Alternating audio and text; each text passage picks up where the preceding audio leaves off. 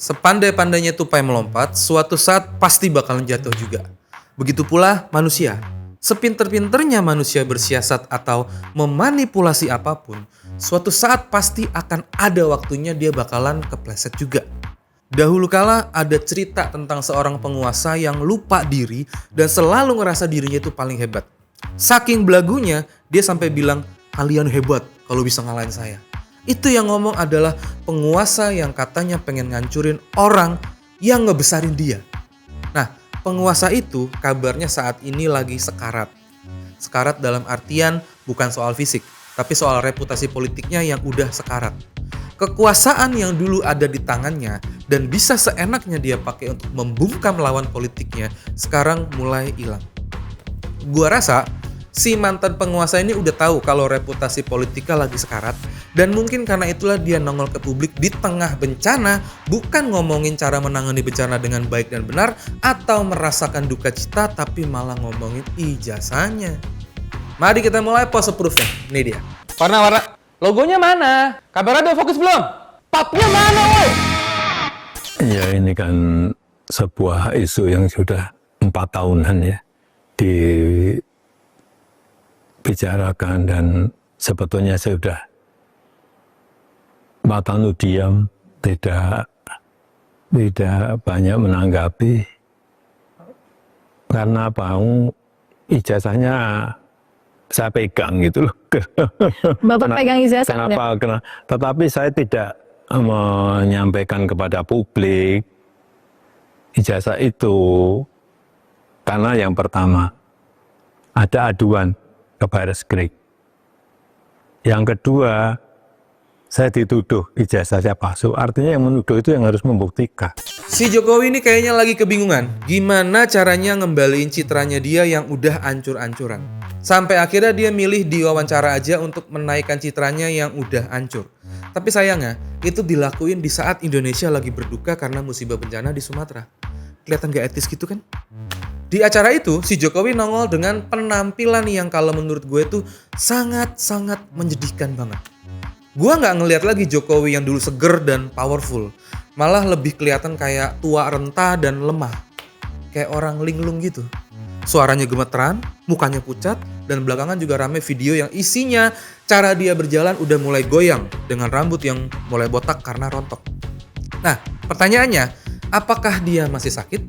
Kalau emang beneran masih sakit, ya gue doain biar cepet sembuh. Walaupun banyak yang bilang kalau penyakitnya itu susah banget buat disembuhin, tapi ya sebagai sesama manusia kita tetap harus mendoakan dia. Gimana? Baik hati kan gue? Iyalah. Yang nggak baik dan selalu bikin masalah untuk negeri ini ya si Mulyono dan para ternaknya. Gue nggak punya masalah pribadi sama Jokowi, tapi gue punya banyak masalah sama si Jokowi yang posisinya sebagai bekas presiden gue. Dan sebagai bekas presiden, menurut gue banyak banget yang harus dipertanggungjawabkan sama dia. Gak bisa seenaknya dia lepas tangan begitu aja. Oke, balik lagi ke acara wawancaranya si Jokowi. Abis acara itu, apakah citranya naik? Ya kagak lah, malah makin rusak gitu. Dari yang gue lihat di komentar-komentarnya netizen itu, mayoritas udah pada enek dan males ngedengerin dia. Apalagi kalau nggak salah itu antara 2 atau 3 minggu sebelumnya, anaknya si Jokowi ini yang jadi wapres itu juga nongol di publik untuk wawancara yang kagak ada isinya sama sekali. Kalau kata temen gue yang ngerti tentang media, biasanya kalau kayak gini tuh namanya blocking. Artinya, itu acara ada karena ada bayaran untuk ngeblok jam tayang ke medianya. Dan temen gue itu bilang biaya blockingnya itu kagak murah. Itu bisa miliaran untuk acara sekali doang. Kalaupun apa yang diomongin sama temen gue itu bener, menurut gue di sisi medianya itu gak ada masalah. Dari pihak medianya juga gak salah. Namanya aja perusahaan, ya pasti cari cuan. Bener kan? Di acara itu ada beberapa statement Jokowi yang menurut gue sangat-sangat menyedihkan dan cukup bikin gue narik napas sambil nanya ke diri sendiri gitu. Kok gue dulu bisa sih mati-matian ngebelain orang kayak gini gitu. Si Jokowi bicara tentang AI. Tapi beberapa waktu lalu, Lisa AI UGM yang bilang kalau dia bukan lulusan UGM dalam tanda kutip langsung dibungkam. Bahkan AI aja harus disesuaikan algoritmanya supaya sesuai dengan kepentingan Jokowi. Itu menyedihkan sekaligus menjijikkan. Terus dia ngomong soal kasus ijazah palsunya. Dan dia masih keras kepala juga. Dia merasa dituduh ijazahnya palsu.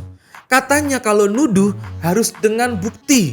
Tapi di saat yang sama dia juga nuduh tanpa bukti. Dia tuh bilang ada orang besar di belakang isu ini. Tapi dia sendiri juga gak mau sebutin siapa orang besarnya. Sombong kan ini orang. Nuduhnya mau, tapi dituduh kagak mau. Si Jokowi juga bilang bakalan nunjukin ijazahnya di pengadilan. Tapi masalahnya, dulu udah ada yang diadili soal kasus ijazah palsunya Jokowi. Tapi katanya dia gak pernah tuh nunjukin ijazahnya. Bahkan ada yang bilang, dia datang ke pengadilan itu gak pernah. Jadi gak usah kita berharap banyak kalau Jokowi bakalan nunjukin ijazahnya di pengadilan. Lu harus ingat rumusnya.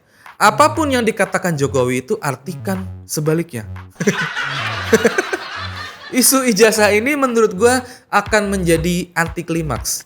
Walaupun argumentasi Roy Suryo dan kawan-kawan tuh kuat dan masuk akal, mereka kemungkinan akan diputuskan bersalah. Karena gue rasa Jokowi cuma jadiin kasus ini sebagai ajang show off kalau dia masih bisa mengendalikan situasi. Karena aparat penegak hukum kita ini keren kalau untuk urusan lain. Contohnya kalau nangkep maling, nangkep perampok, mereka mantep banget itu. Tapi kalau udah nyenggol-nyenggol Jokowi dan lingkarannya, nah itu nggak tahu kenapa kehebatannya mereka hilang. Kayak Superman dikasih batu Krypton. Tahu nggak sih?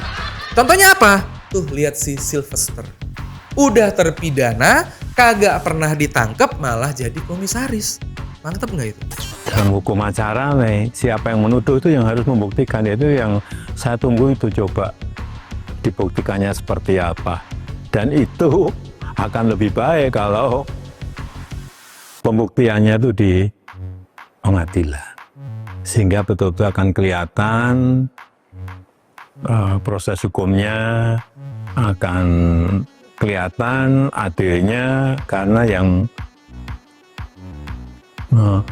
memutuskan adalah di pengadilan. Karena yang membuat ijazah saja sudah menyampaikan asli masih tidak dipercaya gimana.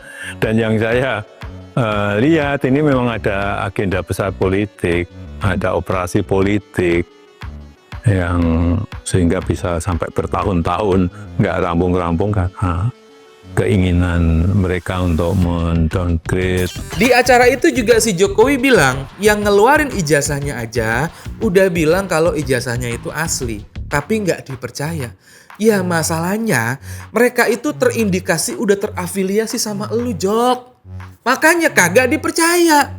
Masa gitu aja nggak paham? Terus dia bilang lagi, yang menuduh harus membuktikan.